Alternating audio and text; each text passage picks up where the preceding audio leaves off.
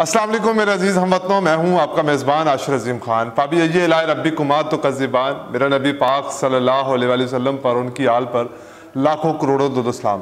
नाज़रीन, आज 12 रबीउल अव्वल है और 12 रबीउल अव्वल का दिन पाकिस्तान में खुशी और जोशो खरोश से मनाया जाता है, क्योंकि मेरे नबी पाक सल्लल्लाहु अलैहि वसल्लम अल्लाह पाक ने इसी दिन इस दुनिया में उनको भेजा और नबूवत बख्शी ताकि वो इस उम्मत को जन्नत में भेज सकें। आप नबी पाक सल्लल्लाहु अलैहि वसल्लम के उसवा हसना को मेरे अल्लाह ने इस तरह से पेश किया कि तमाम इंसानों, दुश्मनों, तमाम जानवरों, बल्कि कुल कायनात के लिए वो बख्शिश का वसीला बन गए।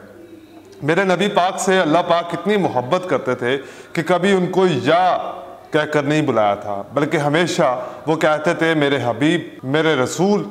इस तरह करके अपनी मोहब्बत का अल्लाह पाक ने इजहार किया नबी पाक सल्लल्लाहु अलैहि वसल्लम से। और आज इमरान खान साहब भी इस पाकिस्तान के इस्लामाबाद के अंदर आज एक बहुत बड़ी तकरीब का इनाकाद करने चाह रहे हैं, जहाँ पे 12 रबीउल अव्वल को जोश व खरोश से मनाया जाएगा। लेकिन उससे पहले, उसके साथ साथ मैं आपको कुछ खबरें बताता चलूँ कि आज पाकिस्तान में असल में सियासत में हुआ क्या है। इम्पोर्टेड हुकूमत की इज्जत लुट गई है, ये किसी को मुंह दिखाने के काबिल नहीं रहे। यहाँ तक कि 5% पाकिस्तान के लोग अब इनको सपोर्ट नहीं करते। यार IAS एक इदारा है जो बहुत ही एक वैलिड इदारा है, जो हमेशा इंतखाबात से पहले या इस तरह के जब भी पाकिस्तान में हालात पैदा होते हैं, इकोनॉमिक सर्वे करवाता है, दूसरा पॉलिटिकल सर्वे करवाया जाता है। उन्होंने फिर से एक सर्वे करवाया और उस सर्वे के बड़े ही नताइज सामने आए हैं, मज़ाक़ा के नताइज हैं, जिसके बाद इम्पोर्टेड हुकूमत की काम पे टांग गई हैं। वो तमाम हरबे जो उन्होंने इमरान खान के खिलाफ इस्तेमाल किए वो किसी काम नहीं आ रहे।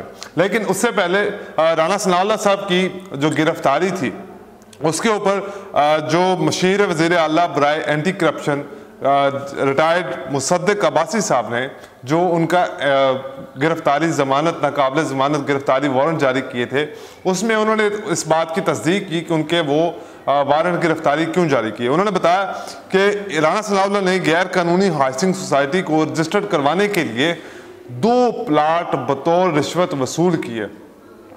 मैं उन लोगों से सवाल पूछना चाहता हूं जिन लोगों ने इनको पाकिस्तान के ऊपर मुसल्लत किया, जो इनको चोर चोर कहते रहे, जिन्होंने पाकिस्तान के लोगों को बताया कि ये लोग चोर हैं, लेकिन आज वो फिर से चोरियां करते चले जा रहे हैं। और वो हमारे लोग जो हम पे इनको मुसल्लत करने वाले हैं, वो लोग खामोश बैठे हैं। वो आज इनकी साइड ले रहे हैं और कह रहे हैं कि पाकिस्तान की सियासत से दूर रहा जाए। ऐसा हो नहीं सकता।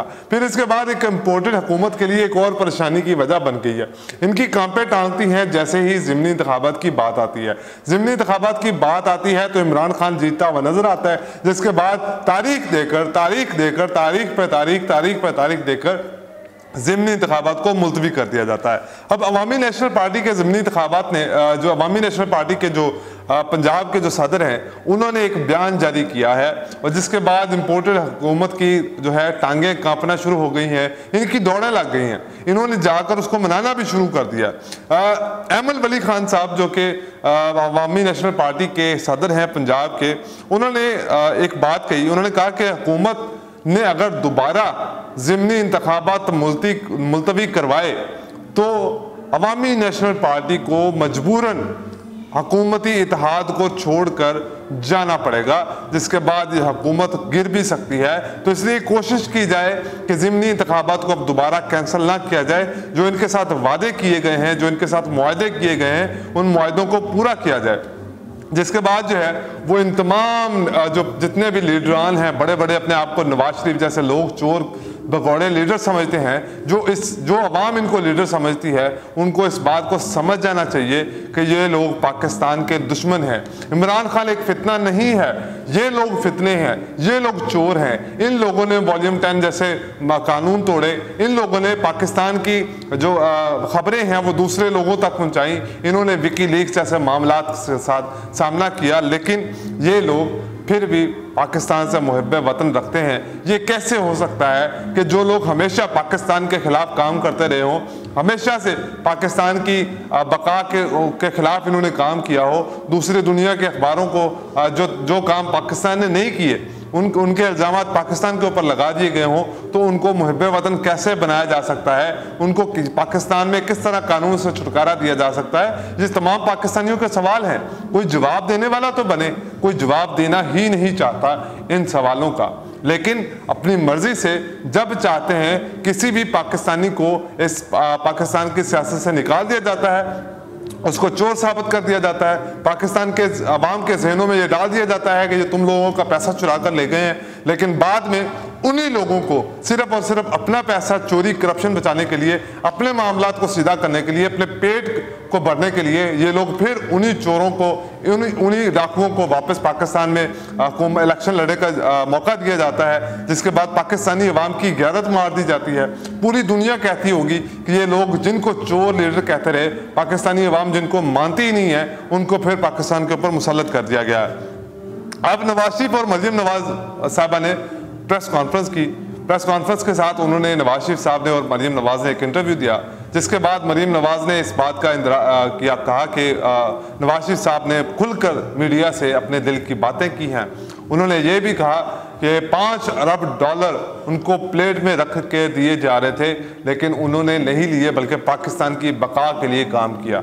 मेरा सवाल ये है कि जब पाकिस्तान की फौज 1999 में वहाँ पर जीत चुकी थी जंग, तब किसने डॉलर्स लेकर पाकिस्तानी फौज को वापस बुलवाया था? किसने पाकिस्तानी फौज की खुराक वहाँ पे बंद करवाई थी? ये जो मरियम नवाज साहबा को एजुकेशन तालीमी मामलात के ऊपर जो फंड्स मिले थे, ये सारा पैसा वो हड़प कर गई। कोई बताएगा कि वो पैसा कहाँ पे है? वो 2 अरब डॉलर, तुम लोग इतने ईमानदार हो कि 5 अरब डॉलर तुम लोगों को दिए जा रहे थे, तुम लोगों ने नहीं लिए। मैं बताऊं क्यों नहीं लिए? क्योंकि उस वक्त पाकिस्तान की सालमियत का मसला था। उस वक्त तमाम मुल्क के इदारे इस बात पर एग्री कर रहे थे कि आप लोगों ने एटमी पावर बनना है। भारत को जवाब देने के लिए, भारत को रोक कर रखने के लिए पाकिस्तान को एटमी धमाके करने पड़ेंगे। अगर पाकिस्तान ने आज 5 अरब डॉलर लेकर इस बात को यहीं पर दबा दिया, तो पाकिस्तान के लिए हमेशा से ये मुश्किलात का जो है वो सामना करना पड़ेगा। लेकिन ये लोग अपने आप को इस तरह से अवाम के सामने पेश कर रहे हैं जैसे ये फरिश्ते हैं। इमोशनल ब्लैकमेल करने की कोशिश की जा रही है, लेकिन पाकिस्तानी अवाम अब इमोशनल ब्लैकमेल नहीं होगी। उसके बाद आज ऑडियो लीक्स के ऊपर काफ़ी मामला गर्म रहा।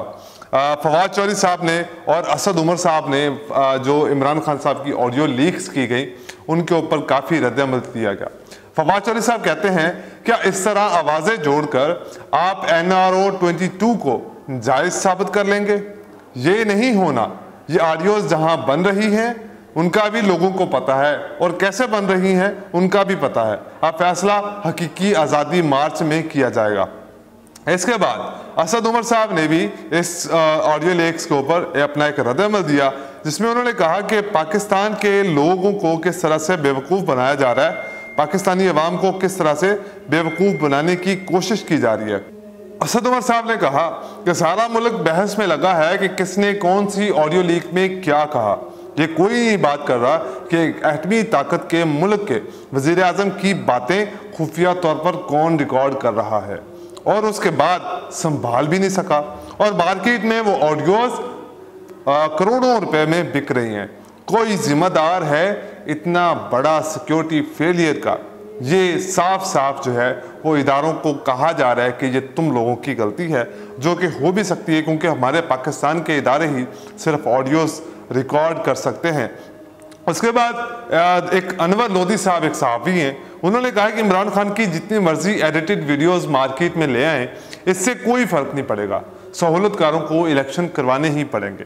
इसके बाद इमरान रियाज खान साहब ने भी इसके ऊपर एक अपना रद्द-ए-अमल दिया। उन्होंने कहा कि जो लोग ऑडियोज़ लीक कर रहे हैं, अगर इनकी ऑडियोज़ लीक हो गई तो अवाम के कानों से धुआं निकलना शुरू हो जाएगा, इतना कुछ सामने आएगा। इसके बाद जियो न्यूज़ के एंकर शहजाद इकबाल साहब ने भी कहा कि ऑडियोज़ के अंदर साफ ये देखा जा सकता है कि ऑडियोज़ को, क्लिप को जोड़ जोड़ कर ये ऑडियो बनाई गई है, ये ऑडियो ओरिजिनल नहीं है। पाकिस्तान में इमरान खान के खिलाफ एक बयानिया बनाने की कोशिश की जा रही है, और वो बयानिया कभी भी कामयाब नहीं हो सकता। अब मैं आपको बताता चलूं कि हुकूमत किस तरह से लुट गई है, हुकूमत की इज्जत कैसे एक इदारे ने उतार दी है अपने एक सर्वे के साथ। RISA एक इदारा है, उसने इम्पोर्टेड हुकूमत की इज्जत को पामाल करके रख दिया है। अवाम से मौजूदा हुकूमत के बारे में सवाल पूछा गया, उन्होंने अवाम जिसके बाद अवाम ने जवाब दिया कि 72% पाकिस्तानियों का ये ख्याल था कि ये लोग इस काबिल नहीं हैं कि पाकिस्तान में हुकूमत कर सके और ना ही ये पाकिस्तान के मामलात को कंट्रोल कर सकते हैं। सिर्फ और सिर्फ 11% लोगों ने कहा कि इनकी कारकर्दगी बेहतर है। 5% लोगों ने एतमाद का इजहार किया। 72% लोग ये कह रहे हैं कि ये इस काबिल नहीं है कि ये पाकिस्तान की इकॉनमी को संभाल पाए। फिर दूसरा सवाल किया गया जिसमें ये पूछा गया कि आइंदा इलेक्शन में क्या होने वाला है, क्या इमरान खान साहब 2/3 अक्सरियत ले पाएंगे, जिसके जवाब में जो सर्वे की रिपोर्ट के मुताबिक 60% लोगों ने हाँ में जवाब दिया कि इमरान खान साहब 2/3 अक्सरियत ले जाएंगे, जबकि 40% लोगों ने ना में जवाब दिया। फिर तीसरा सवाल किया गया कि आइंदा इलेक्शन कब होने चाहिए, जिसके बाद 66% अवाम ने फौरी इलेक्शन का मुतालबा कर दिया। 4% ने इसका कोई जवाब नहीं दिया, जबकि 30% लोगों ने अभी इनको मुद्दत पूरे करने का मुतालबा किया है। ये इस इम्पोर्टेड हुकूमत की इस वक्त की सूरत हाल है। पाकिस्तान की अवाम के अंदर इनकी मकबूलियत ख़त्म हो चुकी है। पाकिस्तानी अवाम इनको देखना तक नहीं चाहती। ये लोग आकर भी अपने पिछले तमाम केसेस ख़त्म कर चुके हैं, करप्शन के तमाम केसेस को ख़त्म कर चुके हैं, लेकिन राणा सनाउल्लाह ने आते ही फिर से दोबारा करप्शन शुरू कर दिया। और ये पाकिस्तानी अवाम को शायद इसी दौर के साथ जीना पड़ेगा अगर हमारे इदारे इनको मुसल्लत करने में इनके सहूलतकार बनते रहे।